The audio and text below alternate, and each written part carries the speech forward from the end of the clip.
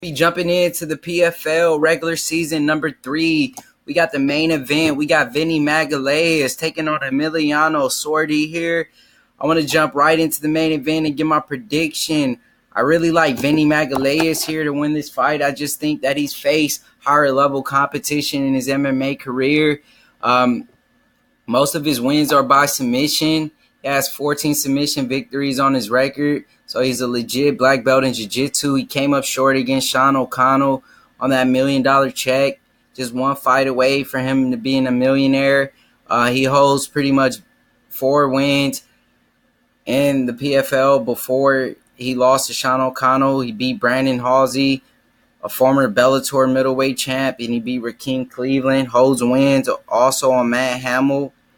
He's fought on a season of The Ultimate Fighter where he made it all the way to the finale, and he came up short against Ryan Bader. And so that just shows he has high-level competition on his record. He's fought David Branch. He's fought Phil Davis. So he's fought the who of the who. He's, very legit when it comes to jiu-jitsu. But his opponent on the other side is a pretty solid fighter.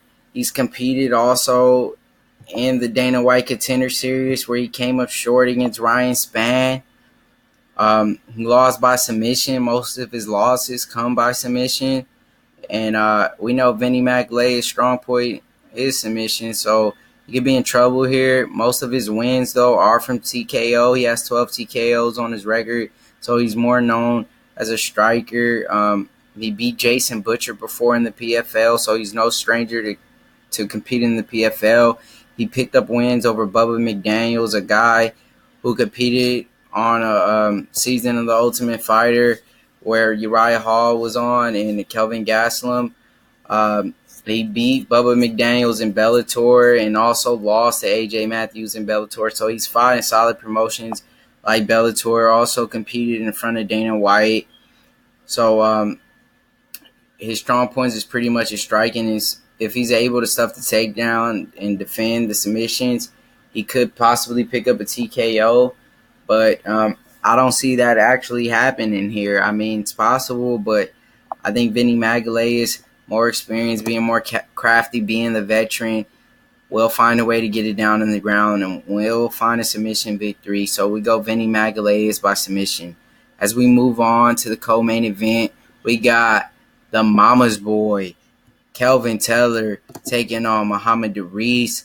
We know that Kelvin Taylor's coming off of a loss to Jared Roshaw. Pretty much gave up takedowns and got out-grinded to a decision. That fight was a rematch.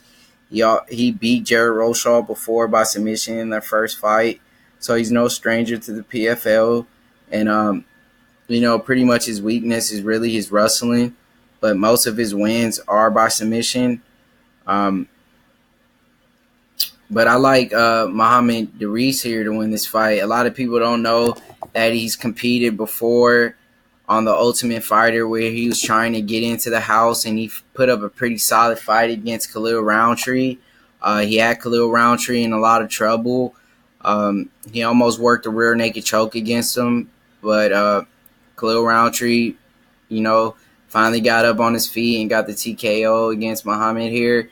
But I just think that his wrestling of Muhammad Reese is going to play a big factor here, knowing that the mama's boy don't really have a solid takedown defense.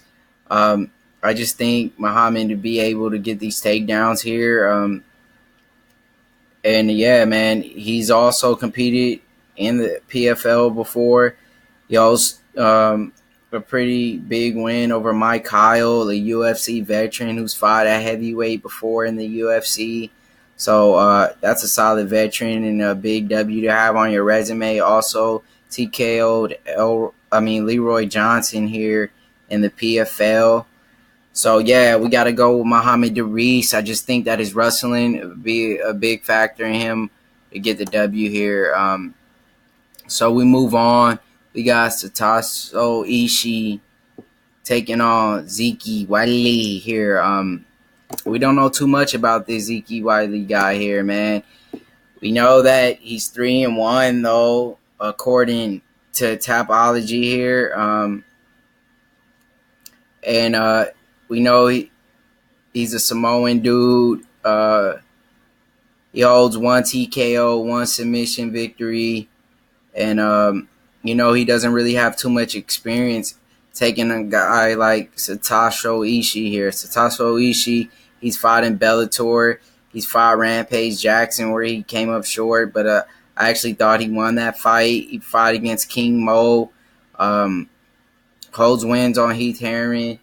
Also picked up big W's against guys like Jeff Munson. Fought also Mirko Cro Cop before, so he has fought solid competition on his record, and most of his wins are from submission or decision. They're both non-submission wins and non-decision win here.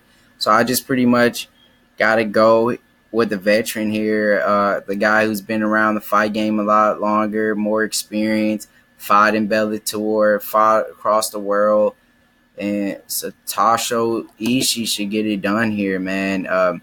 We see that the Zeke Wiley guy, man, he's a big dude, though. He's 6'5". We know he's going to have the reach advantage against a 5'11" Ishii here. So it's going to be a tough fight, but I just got to go with the safer pick, the man with more experience, the guy I actually seen compete, and that's going to be the man from Japan, Ishii here.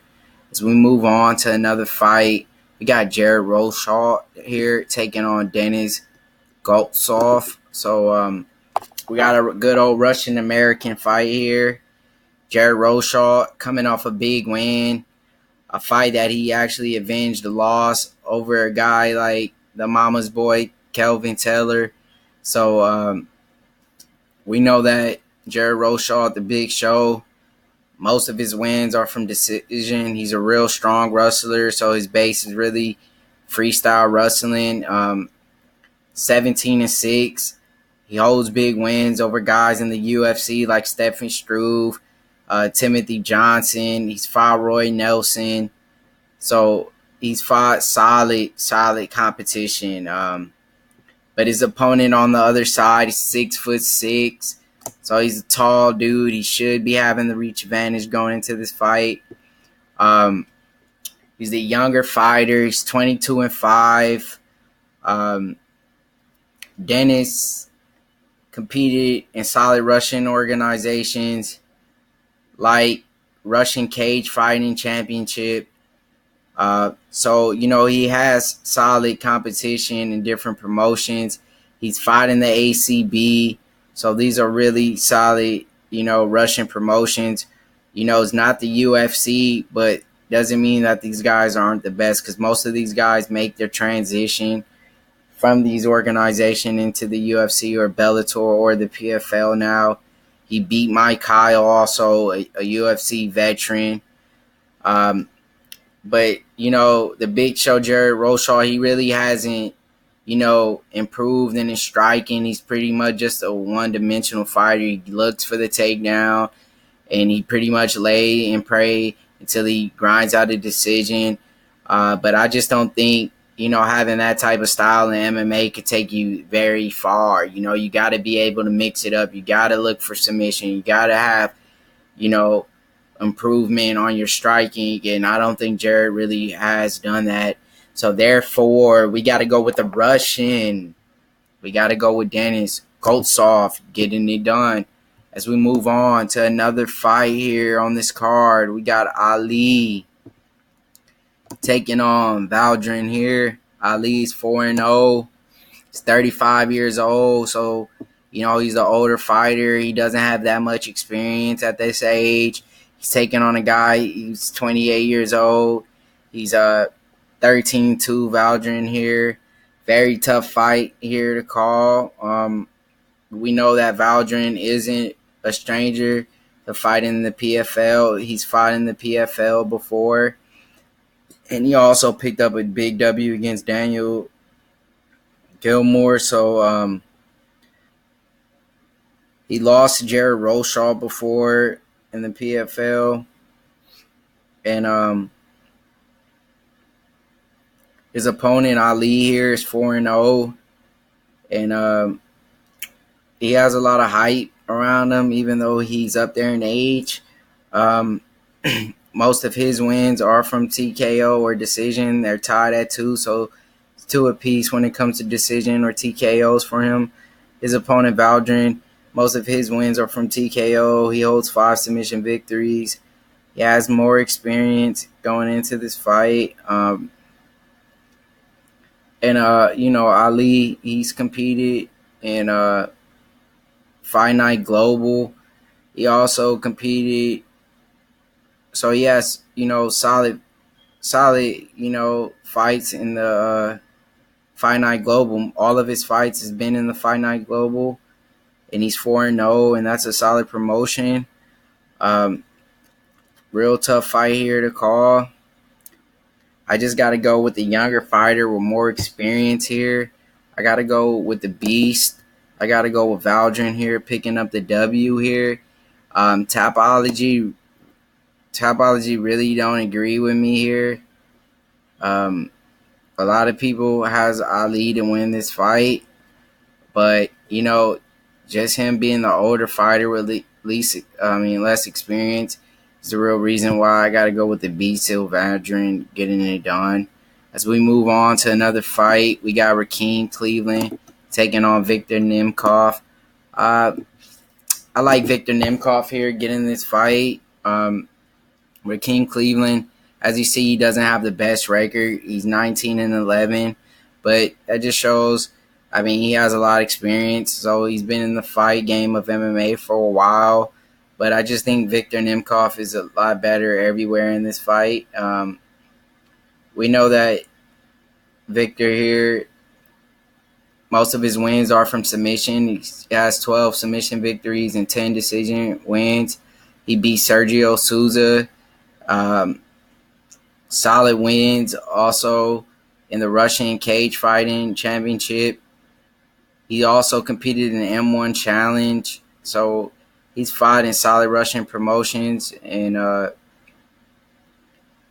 just think that's going to play a role for him in this fight here. Rakeem Cleveland, he's coming off of a 2-5 losing streak here. And, he just really, most of his wins are from TKO, but to me, when I see him fight, he doesn't really do too much, man. And he just gives up takedowns and usually gets submitted. That's pretty much what I've known from him. So we got to go with Victor Nemkov, solid Russian fighter, competed in M1 challenge. And that's the real reason why I got to go Nemkov here. As we move on to another fight, we got Siggy from Australia taking on Ronnie Marks here. Don't know too much about Siggy here. We know it shows that he's 1-0. The things that I do know about Siggy is that he has a kickboxing background, but I don't think that's going to play enough factor for him to win against a guy like Ronnie Marks. Has a lot of experience with a record of 18-7. He lost to Brandon Halsey, but he also picked up wins in the UFC where he beat guys like Aaron Simpson and Andrew Craig. He also faced Yoel Romero where he got TKO'd, and he's also lost to Thiago Santos, a guy who's going to go fight against John Bones Jones. So he's fought solid in some of the best MMA fighters like Yoel Romero, and that's the reason why I got to go with him. I just think that will be more comfortable being in the ring compared to the Siggy guy. He's only 1-0, so yeah, man. And Ron Marks also, he's no stranger to competing in the PFL. So yeah, we got to go with Ronnie getting it done. So we move on to another fight here on the card. We got Rashid Yusupov versus Mikhail. Tough fight here to call, man. 2 solid Russians going at it. But I got to go with Rashid Yusupov here, picking up the W, even though We know he's coming off his first loss that he's had on his record. He was, on a Big Ten fight win streak.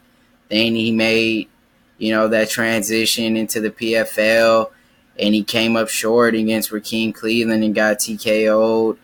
But, who knows? To me, to be honest, I think that Rakeem got lucky, and that's the reason why he lost that fight. But Rashid's competed in number one challenge, one of the best Russian promotions out there. And for him to go 10-0 in there for that long, it just shows that he's a no joke. He's a tough competitor, but it's that's the reason why I got to go with him. Rashid, most of his wins are from TKO. He has 5 TKOs, 2 submission wins, and 3 decision victories. His opponent on the other side,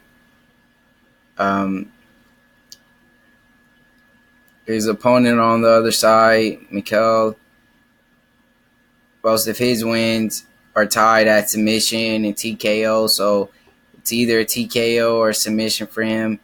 He has 4 of each and 3 decision victories. He lost to Francimar Barroso, so he's coming off of a loss also in the PFL. In the Russian Cage Fighting Championship. So he's fought against, solid Russian fighters, just like pretty much all of these Russian fighters on this card. They fought in M1 Challenge or Fight Night Global, and he picked up a win in Fight Night Global. So, he also beat a guy like Fabio Maldonado, who fought in the UFC.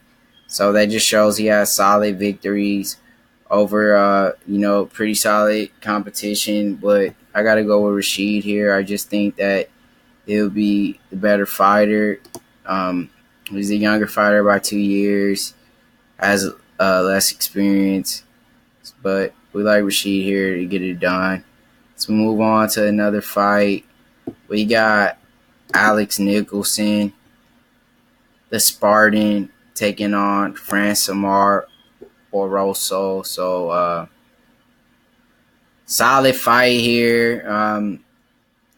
Where do we start? Alex Nicholson here, coming off of a loss, but he's a pretty solid guy. The Spartan here fought. He lost to Josh Copeland, but before that, he holds a big win over Jack May. He's no stranger to competing in the PFL.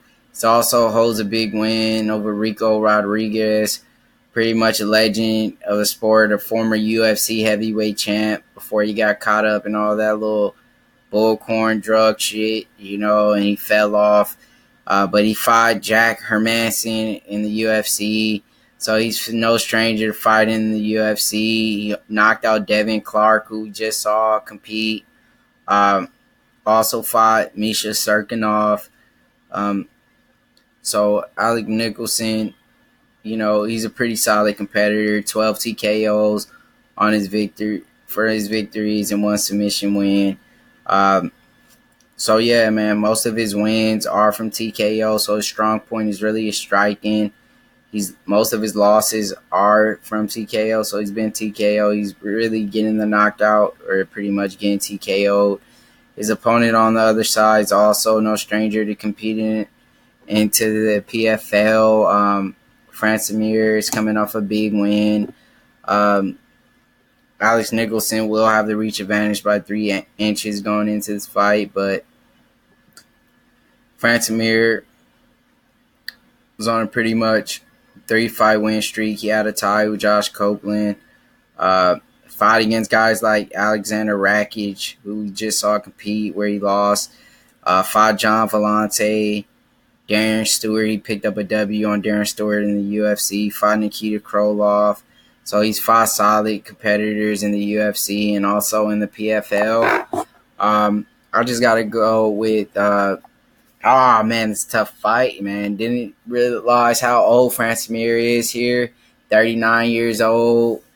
Tough fight here. I just think that Alex Nicholson striking play a big role here.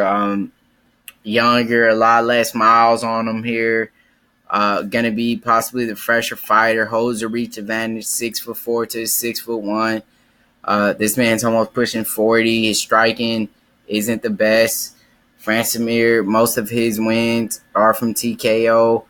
He has 5 submission wins and 6 decisions, but I just think that Alex Nicholson is the better striker, so we got to go with the Spartan here to pick up the W, man. As we move on to the card, we got Maxim Gresham versus Jordan Johnson.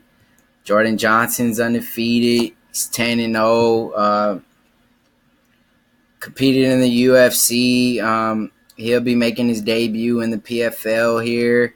But before that, he picked up a big win in the UFC at UFC Fight Night 136. Hunt versus Olenek. He got a big submission arm triangle choke. Beat Henrique da Silva.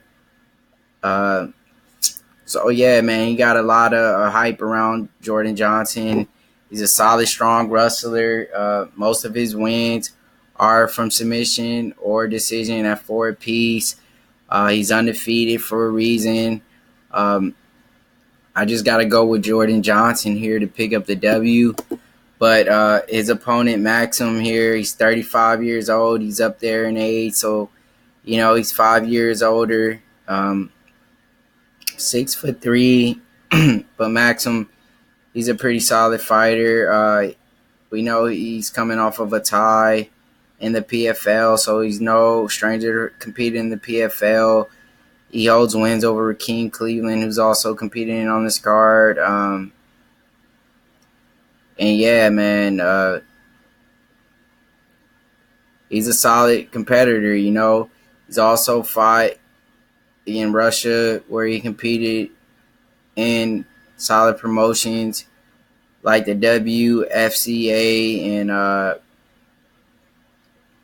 just think that Jordan Johnson would be able to be a better fighter everywhere. Wrestling is going to be stronger.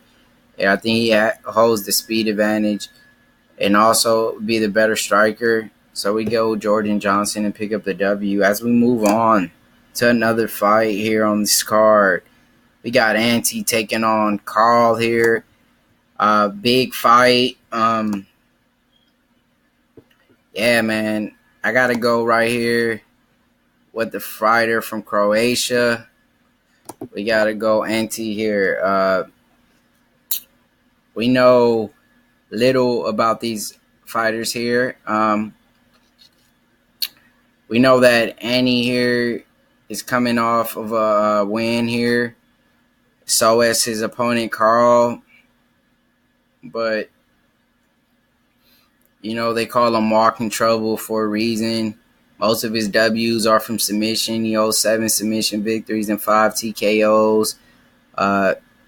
He's fought in Rising before out in Japan, so that's a solid, Japan organization. He's also competed in M1 Challenge, where he fought Marcin Tabora, where he came up short. And we know Marcin's fight in the UFC, so, he's getting solid competition. Carl on the other side, he has a big overhand right. He has a lot of power in his punches, but his gas tank to me is something, that's questionable at all times. Most of his wins are from TKO. He has 10 and 1 decision victory.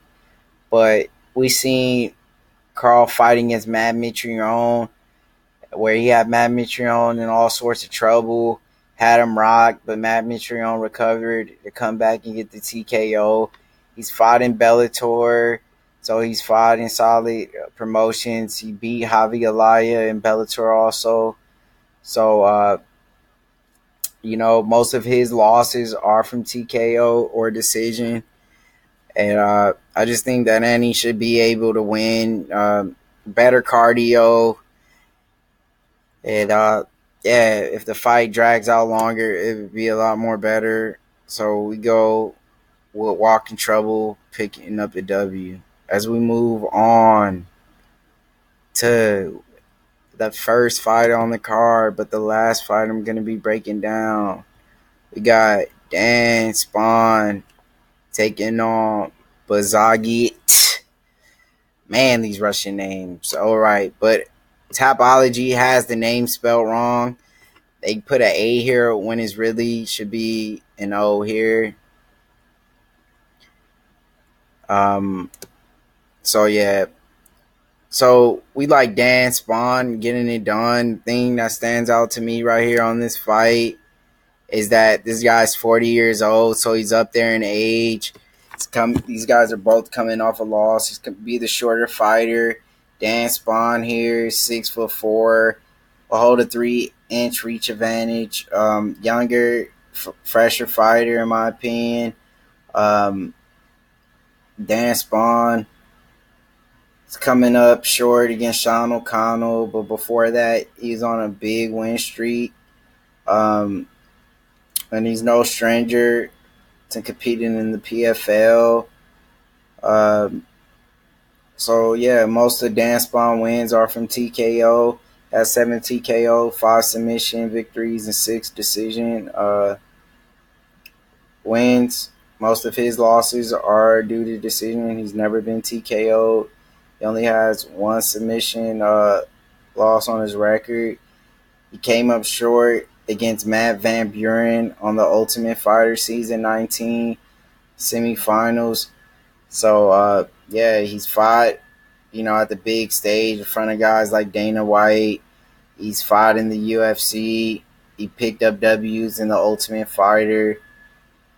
And that was on the Ultimate Fighter Season 19. So he's fought solid competition, and that's the reason why I got to go with Dan Spawn here. But Bagazit, his opponent, most of his wins on the other side are due to are pretty much from TKO, 14 TKOs, 4 submission victories, and 1 decision victory also. He lost to Vinny Magalhaes, and he picked up a big W against Emiliano Sordi, who's on the main event. He also beat Sean O'Connell by TKO, spinning back kick and punches. This is a rematch. He lost to Dan Spawn before in the PFL, so this is going to be a rematch. He TKO'd him before, and I think it's going to play out the same way. Dan Spawn gets the TKO, but this guy has competed against Alistair Overeem before and Pride, so he's been around the game for a while, and he's a tough dude, but Dan Spawn should get it done here. So, yeah, man, that's pretty much my picks here for PFL number 3. Yeah, man, like or subscribe. Hit the like button. Please comment. And I appreciate everyone who's watching my videos and who's been subscribing. I thank you guys for helping this channel grow so fast. So, yeah, those were my picks for PFL number 3. Thank you guys very much.